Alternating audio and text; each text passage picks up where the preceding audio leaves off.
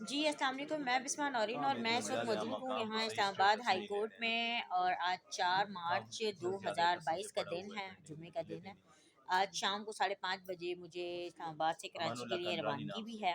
अच्छा, कल 3 मार्च को मैंने यहाँ पे जस्टिस बाबर सत्तार की कोर्ट में मेरा औरत मार्च के ख़िलाफ़, जो कि 8 मार्च को होने वाला था, उसके ख़िलाफ़ एक पटिशन मैंने फ़्रेश फ़ाइल की थी यहाँ पे। सैटरडे संडे को तैयार करके मंडे को मैंने यहाँ पे फ़ाइल की थी 3 मार्च के लिए। अब वो 3 मार्च की जो पटिशन थी, वही जो मेरी साबका कॉस्ट है, जो कि एक मतलब जो है ना इंटरनेशनल लेवल पे बैनुल अक़वामी पॉलिसी मैटर था, ख़ारजा उमूर पे जो है ना रिलेटेड था। उस पे जो 25,000 का cost justice chief justice Athar Minallah ने यहाँ पे डाली थी मुझ पे, तो 2021 के 5वें महीने में डाली थी। वो कॉस्ट मैंने इनको अभी तक जमा नहीं कराई 25,000, क्योंकि मुझ पे बनती नहीं थी, तो मैं जमा क्यों कराऊँ 25,000 की कॉस्ट।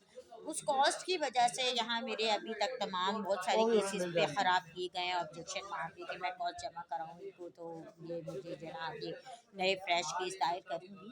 तो बहरहाल उस केस की वजह से बाबर सत्तार नामी, जो कि एक टके टके के मीडिया पर्सन्स होते हैं ना, वो मीडिया पर्सन रह चुका है और वो मीडिया पर्सन से पता नहीं किस तरह पढ़ लिख के जज बन गया है। तो उसका लेवल अभी तक वही है, बिकाऊ मीडिया वाला।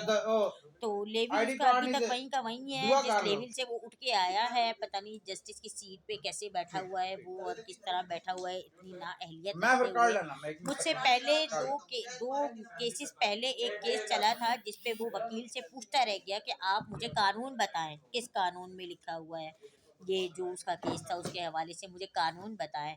और जब मेरा केस आया पेनल्टी के हवाले से, जो ऑब्जेक्शन था, औरत मार्च का नया केस था, मेरा फ्रेश केस था, और बहुत मतलब जो है ना शरई मामलात को लेकर था, और बहुत मतलब अथेंटिक केस था, बहुत पावरफुल केस था। उस केस को उसने विदाउट सिर्फ मेरी शक्ल देख के मेरी फाइल रख दी, जी ऑब्जेक्शन सस्टेन। अब मैं भी पूछूं कि सर जी आपके पास क्या कानून है, आप मुझे कानून बताइए। थोड़ी देर पहले आप एक वकील से कानून पूछ रहे थे कि आपके पास क्या कानून है जिसके इख्तियार से आप मुझे कहते हैं कि मैं ये काम करूं। तो मुझे भी जज साहब वो भी इख्तियार बता दें, वो कानून बता दें कि जिस इख्तियार और कानून के तहत उन्होंने मेरी फ़ाइल को साइड पे रखा और मुझे कहा कि ऑब्जेक्शन सस्टेन्ड, आप पेनल्टी जमा कराएँ। तो आप मुझे बताइए ना कि मैं किस ग्राउंड में, आपको कौन से कानून, कौन से आर्टिकल में लिखा है कि मैं आपको 25,000 रुपये जमा कराऊँ।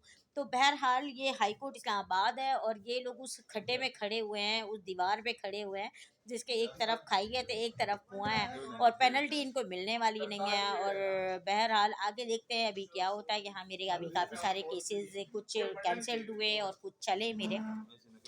तो उनमें से एक जो था मेरा, वो सीडीए पे मैंने कंटेम्प्ट कर डाली थी, जो इन्होंने मंदिर कैंसिल करके जगह, उसके बाद उससे के नोट से विड्रॉ किया उसी दिन। उसके अलावा अदालती अमले के ख़िलाफ़ भी मेरा केस चल रहा है, रजिस्ट्रार हाई कोर्ट इस्लामाबाद के ख़िलाफ़ 2018 से पेंडिंग है, वो चल रहा है, मतलब पेंडिंग तो नहीं है, चल रहा है। नेक्स्ट डेट उसकी 24 मार्च के लिए नोटिस हुए हैं। जो अदालती अमला सरकारी लेवल पे, मैंने आपको कहा था सरकारी सतह पे जो क्राइम करते हैं, सरकारी जो अफसरान होते हैं, उनके हवाले से मैंने ये केस बना के अभी उसी केस में नई सीएमए फाइल की है, जिसपे नोटिस कराए हैं मैंने 800/2018 रजिस्ट्रार हाई कोर्ट इस्लामाबाद और अदालती अमले के खिलाफ है ये केस मेरा, जो कि 2018 से चल रहा है। और अब मैंने इसमें जो नए ग्राउंड्स हैं वो भी डाले हैं, और उस पर नोटिस हुए हैं 24 मार्च के लिए। और इसके अलावा डब्ल्यूएचओ का एक केस है, जहाँ पे कल मैंने काफ़ी ठोस दलाइल दिए हैं जस्टिस मियाँ गुल और अरबाब ताहिर की कोर्ट में। वो अभी मुझे पता नहीं चला कि अभी तक उन्होंने ऑब्जेक्शन रिमूव किया या सस्टेन रखा है ऑब्जेक्शन। अब बहरहाल उसको सुप्रीम कोर्ट लेके जाने, अगर ऑब्जेक्शन इन्होंने सस्टेन कर दिया, और ऑब्जेक्शन ओवर रूल करने के लिए काफ़ी दलाइल तो दिए दिए हैं, लिखे हुए भी हैं, ग्राउंड्स भी लिखे हुए हैं। लेकिन इसके बावजूद मुझे समझ में नहीं आ रहा है, यहाँ पे 2 नंबरी जजों की चल रही है, ये जज कर क्या रहे हैं कोर्टों में और अदालतों में।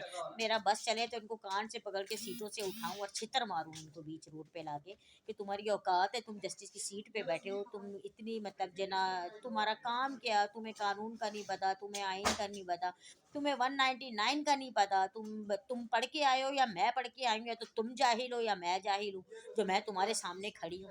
मैं तो ये सोच रही हूँ कि कल को जब मैं आखिरत में जवाब देने के लिए खड़ी होंगी तो अल्लाह के आगे मैं क्या जवाब दूंगी कि इनकी औकात नहीं थी, जिन जजों के सामने तू खड़ी होती थी फरियाद लेके, तो ये जज तो सुनने के काबिल नहीं थे। तू ये हिसाब मेरा भी होगा कि जब तुझे पता था कि इनकी औकात क्या है, तो तू इनके सामने कैसे खड़ी होती थी अपनी फरियाद लेके।